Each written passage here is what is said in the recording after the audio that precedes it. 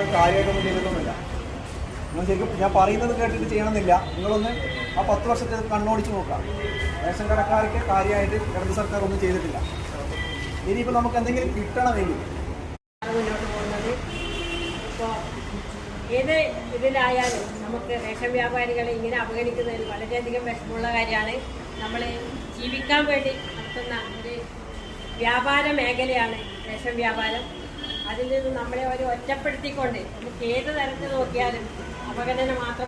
കണ്ണൂർ ജില്ലാ പ്രസിഡന്റ് തങ്കച്ചേട്ടനും അതോടൊപ്പം ഈ യോഗത്തിൽ പങ്കെടുക്കുന്ന എൻ്റെ പ്രിയപ്പെട്ട എല്ലാ സഹപ്രവർത്തകർക്കും ഈ ധർണാ സമരത്തിൽ പങ്കെടുക്കാൻ 2016 വേതന പാക്കേജ് നടപ്പിലാക്കുമ്പോൾ ഇവിടുത്തെ ചാർജിന്റെ മിനിമം കൂലി എത്രയാണെന്ന് മനസ്സിലാക്കുക.